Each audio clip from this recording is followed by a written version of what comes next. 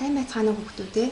Өнөөдөр шугамн функцийн графикийг хэрхэн байгуулах аргуудтай танилцъя. Y тэнцүү K(x)-ээр нэмэх B бичлэгийг нэгдүгээрт Y хувьсагчийг X хувьсагчаас хамаарсан шугамн функц гэж нэрлэнэ. Хоёрдугаарт хоёр хувьсагчтай шулууны тэгштгэл гэж нэрлэдэг. Шугамн функцийн график нь шулуун шугам байдаг. Шулуун байгуулахдаа түүн дээр орших хоёр зэгийг олоход хангалттай. Жишээ нь Y тэнцүү 0.5x дээр нэмэх нь хоёр функцийн графикийг байгуулах эхний аргатай танилцъя. Шулуун дээр орших дурын хоёр зэгийн координатуудыг утгын хүснэгтэд байрлуулж олъё. Эхлээд 0.5 гэж өгөгдсөн налалтыг энгийн бутархаад шилжүүлж утгуудыг тооцоолоход хялбар болгоё. Өгсөн шулууны тэгшгэлд x тэнцүү 2 гэвэл y тэнцүү 3 болох ба x тэнцүү 4 гэвэл y тэнцүү 4 байна. Координатын хавтгай дээр 2, 3 координаттай цэгийг дүрслэе. 4, 4 координаттай цэгийг дүрслэе. Эдгээр цэгүүдийг дайруулан шулуун татна. Шулуун дээр орших дурын хоёр цэгийн координатыг олох замаар шулууны графикийг байгууллаа. Налалтыг шулуун дээр орших хоёр цэгийн харгалзах координатуудын ялгуур Y-ийн өөрчлөлтийг X-ийн өөрчлөлтөд харьцуулсан харьцаагаар олдог. Дараагийн байгуулалтыг сонирхъя. Нэг ижил налалттай функцийн графикууд параллель тул өгөгдсөн шугамн функцийн графикийг Y тэнцүү 0.5x функцийн графикийн тусламжтайгаар байгуулж болно. Энэ функцийн график нь координатын эхийг дайрсан шулуун байна. Энэ шулуун дээр хасах 2, хасах 1 координаттай цэг оршино. Параллель шулуунуудын налалтууд тэнцүү байдаг гэдгээс Y тэнцүү 0.5x шулууныг 2 нэгжээр ординат тэнцвэрийн дагуу параллель зөөхөд Y тэнцүү 0.5x дээр нэмэх нь хоёр функцийн график гарна. Бид Y тэнцүү 0.5x дээр нэмэх нь хоёр функцийн графикийг Y тэнцүү 0.5x функцийн графикийн тусламжтай байгууллаа. Эндээс ерөнхий дүгнэлт хий. Y тэнцүү Kx дээр нэмэх нь B функцийн график нь Y тэнцүү Kx шулууны графикийг ординат тэнхлэлийн дагуу B нэгжээр параллель зөөхөд гарч байна. 3 дахь байгуулалтыг сонирхъя. Одоо OX ба OY тэнхлэгийг огтлох цэгүүдийг олж графикийг байгуулъя. OY тэнхлэг дээрх цэгийн координатын хувьд X-ийн утга тэг байна.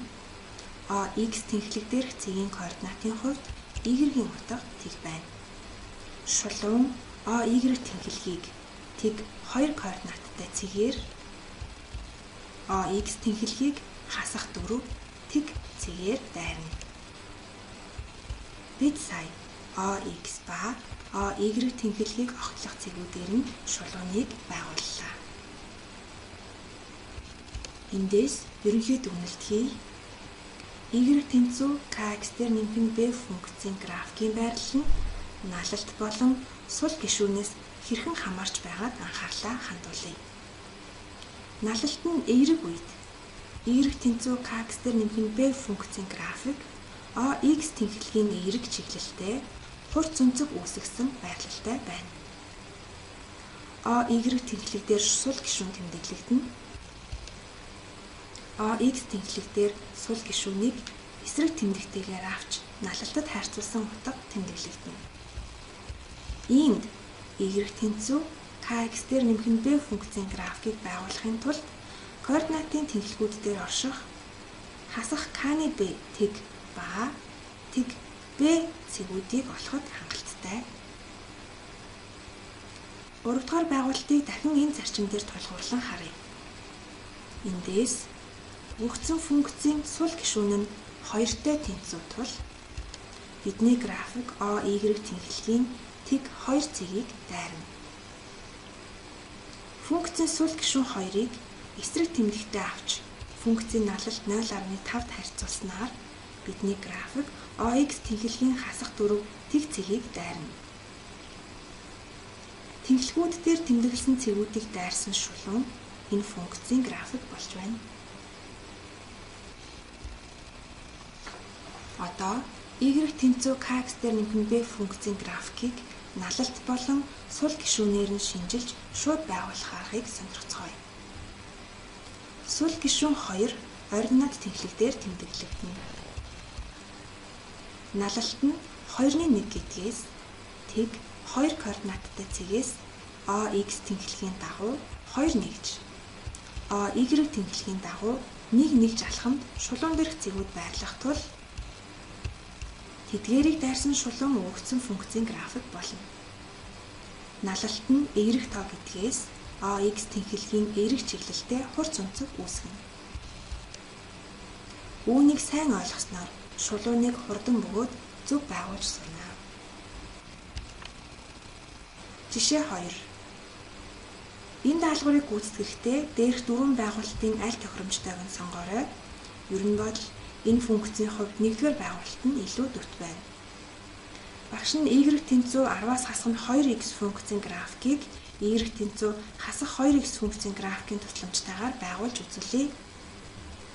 Y тэнцүү хасах 2x функцийн график нь координатын эхийг дайрсан шулуун байна. Мөн налалт нь хасах 1-2 гэдгээс координатын эхээс ординат тэнхлэгийн дагуу доошоо 2 нэгж, абсцисс тэнхлэгийн дагуу баруун тийш 1 нэгж алхмаар байрлах цэгүүдийг дайрсан шулуун байна.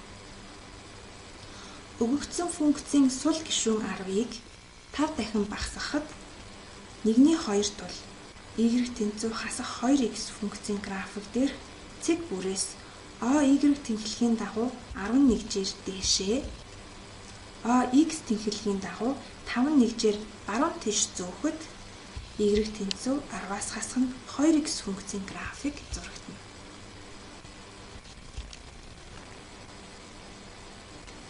Жишээ 3. 5x-ээс хасах нь 4y дээр нэмэх нь 8 тэнцүү тэг шулууны налалтыг олж координатын хавтгаад байгуулъя.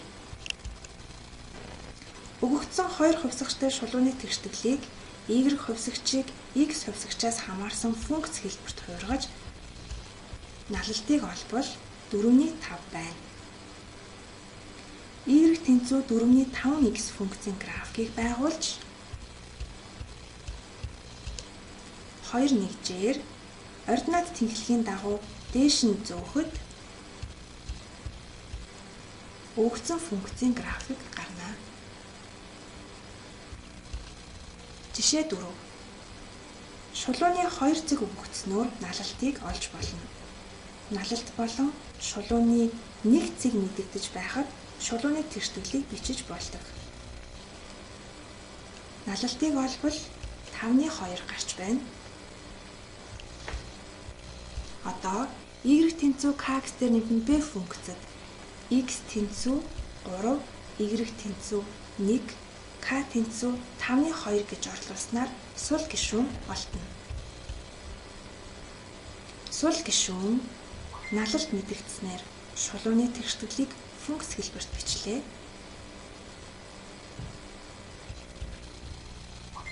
Хичээлээ баттгаж сурах бичгийн хуудас 119-ийн 18-аас 24 дугаар бодлогыг бодоорой. Баяртай хүүхдүүдээ.